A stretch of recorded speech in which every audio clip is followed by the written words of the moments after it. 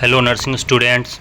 आज हम एक नई वैकेंसी को डिस्कस करने के लिए ये वीडियो बना रहे हैं। आप जैसे कि देख सकते हैं ऑन द स्क्रीन, ये आईटीबीपी रिक्रूटमेंट पैरामेडिकल स्टाफ्स के लिए है, जो कि आईटीबीपी यानी कि इंडियन तिब्बतियन बॉर्डर पुलिस में पैरामेडिकल स्टाफ्स यानी कि इसमें नर्सिंग के भी लिए है जगह और फार्मासिस्ट के लिए भी जगह है। मिडवाइफरी जिन्होंने कर रखा है एएनएम, उनके लिए भी मौका है। तो आज हम इसकी वैकेंसी के बारे में डिस्कस करने वाले हैं गाइस। तो जो भी लोग इंटरेस्टेड हैं वो वीडियो के लास्ट तक बने रहेंगे। एक एक चीज़, एक एक पॉइंट हम डिस्कस करेंगे। एप्लीकेशन फ़ी के बारे में डिस्कस करेंगे, एलिजिबिलिटी क्राइटेरिया के बारे में बात करेंगे, वैकेंसीज़ कितनी है उसके बारे में बात करेंगे। तो हम आज एक एक चीज़ पे बात करने वाले हैं गाइस। तो आप जैसे कि देख सकते हैं ये आईटीबीपी का है। अब हम थोड़ा नीचे बढ़ते हैं। Name of the selection board क्या है? Indo Tibetan border police force. आप जानते हैं ये बात। पोस्ट नेम की बात करें तो सब इंस्पेक्टर की पोस्ट है, असिस्टेंट सब इंस्पेक्टर की पोस्ट है। और गाइस सब इंस्पेक्टर में ना जिन्होंने भी बीएससी नर्सिंग और जीएनएम कर रखा है वो सब इंस्पेक्टर के लिए पोस्ट के लिए एलिजिबल हैं, क्योंकि वो सब इंस्पेक्टर में सिर्फ स्टाफ नर्स हैं, ठीक है। और असिस्टेंट सब इंस्पेक्टर की बात करें तो वो लोग भर सकते हैं जिन्होंने सिर्फ डी फार्मा कर रखा है, ठीक है। डी फार्मा जिन्होंने कर रखा है वही सिर्फ भर सकते हैं, ठीक है गाइस। तो सब इंस्पेक्टर के लिए स्टाफ नर्स हो जाएंगे, और असिस्टेंट सब इंस्पेक्टर के लिए जो फार्मासिस्ट हैं जिन्होंने डी फार्मा कर रखा है वो भर लेंगे। और हेड कांस्टेबल है, जैसे कि आप देख रहे हैं यहाँ पे हेड कांस्टेबल है। तो हेड कांस्टेबल के लिए जिन्होंने भी मिडवाइफरी का मतलब होता है गाइस एएनएम, ठीक है। तो जिन्होंने भी एएनएम कर रखा है वो मिडवाइफरी के लिए एलिजिबल है। क्लियर? नंबर ऑफ़ वैकेंसीज़ की बात करें गाइस तो टोटल नंबर ऑफ़ वैकेंसीज़ कितनी है? 29 है, ठीक है। अप्लाई मोड है, ऑनलाइन हो जाएगा। लास्ट डेट टू अप्लाई क्या है? 28 जुलाई लास्ट डेट है, 28 जुलाई, ठीक है। ऑफिशियल वेबसाइट ये रही। अब हम एजुकेशनल क्वालिफ़िकेशन की बात करेंगे तो एसआई यानी जैसे कि हमने ऊपर डिस्कस किया कि जो सब इंस्पेक्टर का पोस्ट है वो स्टाफ नर्स के लिए है। तो candidate must have pass 12th class from a recognised board. जो 12th क्लास से पास स्टूडेंट हैं वो अप्लाई कर सकते हैं। Candidate should possess a general nursing and midwifery GNM diploma from recognised institute. जिन्होंने भी जीएनएम कर रखा है वो इसमें अप्लाई कर सकते हैं। Must be registered with the central और स्टेट नर्सिंग काउंसिल। जिन्होंने भी अपने स्टेट नर्सिंग काउंसिल से या इंडियन नर्सिंग काउंसिल से जिनका भी जो डिग्री है वो अगर क्या बोलते हैं क्वालिफाइड है तो वो अप्लाई कर सकते हैं, ठीक है। उसके बाद हम एएसआई की पोस्ट की बात करें। एएसआई मतलब असिस्टेंट सब इंस्पेक्टर। तो एएसआई के पोस्ट के लिए सिर्फ वो लोग कर सकते हैं जिन्होंने डी फार्मा कर रखा है, यानी कि जो फार्मासिस्ट हैं वो अप्लाई कर सकते हैं। Candidate must have pass 12th class with science subject from a recognised board. Candidate should hold a diploma in pharmacy from a recognised institutions. Must be registered as a pharmacist under the pharmacy act of 1940 act, ठीक है। इसका मतलब ये हुआ guys जिन्होंने भी D pharma कर रखा है किसी भी ऑथेंटिक इंस्टीट्यूट से वो भर सकते हैं।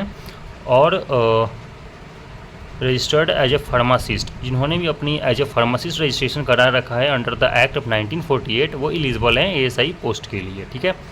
अब हेड कांस्टेबल की बात करें। हेड कांस्टेबल जो मिडवाइफ के लिए है। Candidate must have passed the 10th class from a recognised board.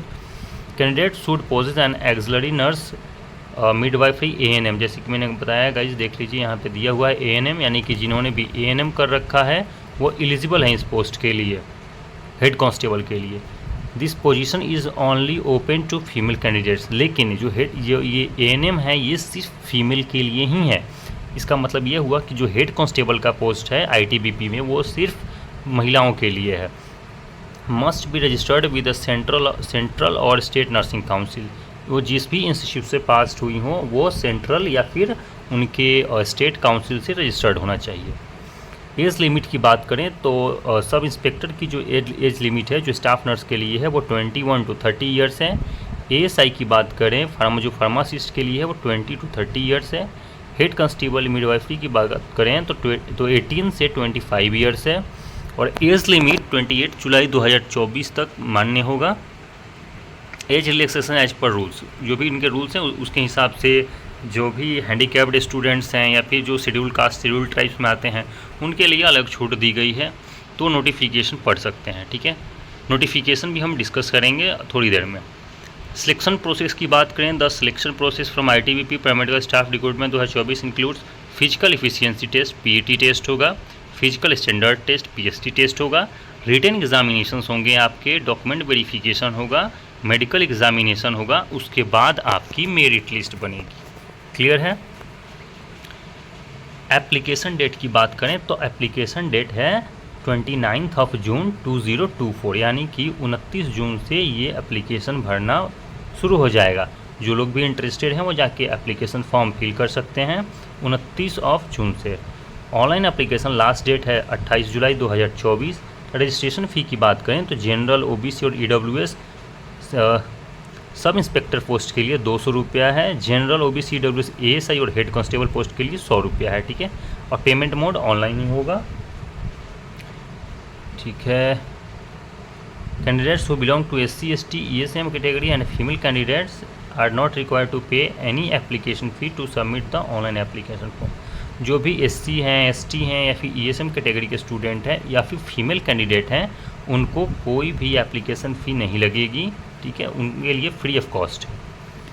अब अप्लाई कैसे करना है उस पर अगर डिस्कस करें, to apply for the ITBP paramedical staff vacancies follow these steps. तो यहाँ पे कुछ स्टेप्स दी गई हैं जो आप पॉज करके पढ़ सकते हैं। क्या स्टेप्स हैं, अगर डिस्कस करेंगे तो बहुत लंबा टाइम लग जाएगा गाइज, तो आप इसको पॉज करके आप पढ़ सकते हैं। ठीक है, इंपॉर्टेंट लिंक्स ये दी गई है। ऑफिशियल वेबसाइट आप देख सकते हैं कि ऑफिशियल वेबसाइट क्या है। इसकी ऑफिशियल वेबसाइट है ये recruitment.itbp.police.nic.in। ये इसकी ऑफिशियल वेबसाइट है और इसी वेबसाइट पे जाके आपकी एप्लीकेशन फॉर्म फिल होगी 29 जून से। ठीक है, चलिए तो अब हम एप्लीकेशन आपको ओरिजिनल नोटिस दिखा देते हैं। ओरिजिनल नोटिस थोड़ा डिस्कस कर लेते हैं। ठीक है, चलिए आपको ले चलते हैं नोटिस पे।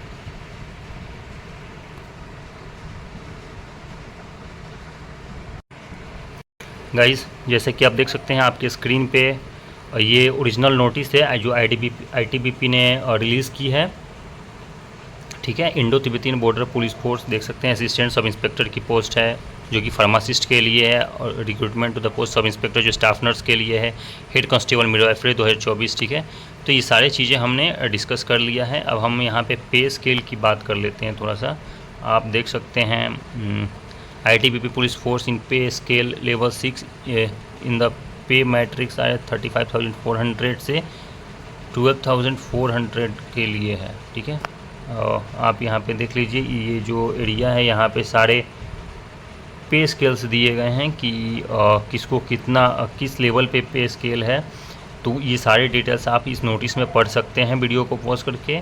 फिर देख लीजिए, जैसे कि मैंने वैकेंसीज़ को डिस्कस किया है, नीचे सारी वैकेंसीज़ दी गई है। सब इंस्पेक्टर के पोस्ट के लिए ऑन रिज़र्व में 6 सीट है, और नर्सिंग स्टाफ्स के लिए जो कि सब इंस्पेक्टर पोस्ट के लिए है वो ऑन रिज़र्व में 6 है, SC में 1 है, OBC में 3 है और टोटल इसमें 10 सीट हैं। ठीक है, यहाँ पे EWS के लिए सीट नहीं है। असिस्टेंट सब इंस्पेक्टर फार्मासिस्ट की बात करें तो इसकी कैटेगरी में 3 सीट हैं। यहाँ पे देखिए ये है फार्मासिस्ट का, और यूआर में यहाँ पे 3 दिया गया है, ST में 1 दिया गया है, EWS में 1 दिया गया है, टोटल ये 5 सीट है। तो 10 यहाँ हो गया, 5 नीचे हो गया। और ये है, इसकी बात कर लेते हैं अगर हम, यह है हेड कांस्टेबल मिडवाइफरी जो इन्होंने ANM कर रखा है। ठीक है, जिन्होंने भी ANM कर रखा है ये उनके लिए है। तो यहाँ पे यूआर में 5 है, OBC में 4 है, SC में 3 है, ST में 2 है, टोटल 14 है। तो आप देख सकते हैं ये हो गया, ये हो गया 10, ये हो गया 5, ये हो गया 14। टोटल कितने हो गए? 14 और 10 24, 5 29, यानी कि टोटल 29 सीट है। ठीक है, तो ये सारी चीज़ें हैं। ठीक है, नीचे काटा हुआ है, ये आपको पढ़ने की ज़रूरत नहीं है।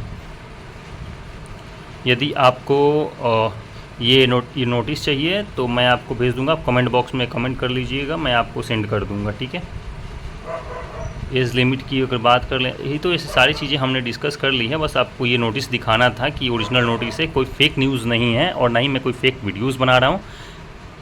इसलिए मैंने ये बस ये नोटिस आपके साथ शेयर किया, क्योंकि बाकी सारी चीज़ जो भी इसमें है वो हम ऑलरेडी डिस्कस कर चुके हैं। तो बाकी इस नोटिस से रिलेटेड, इस वैकेंसी से रिलेटेड या किसी भी वैकेंसी से रिलेटेड आपको कोई भी डाउट हो, आप कमेंट बॉक्स में कमेंट करके पूछ सकते हैं। आपकी सारी डाउट्स मैं क्लियर कर दूंगा गाइस, ठीक है। सो डोंट बी हेजिटेटेड, और आप कमेंट कर लीजिएगा। वीडियो अगर अच्छी लगी हो तो प्लीज़ लाइक करिएगा और सब्सक्राइब कर लीजिएगा, क्योंकि आने वाले टाइम पे जितनी भी वैकेंसीज़ होंगी, हर सारे वैकेंसीज़ के बारे में इस पे वीडियो बना के हम डालते रहेंगे। तो आपको लेटेस्ट अपडेट मिलता रहे, कोई भी डाउट हो आपके डाउट सॉल्व होते रहें, इसलिए आप प्लीज़ चैनल को सब्सक्राइब कर लीजिएगा, ठीक है।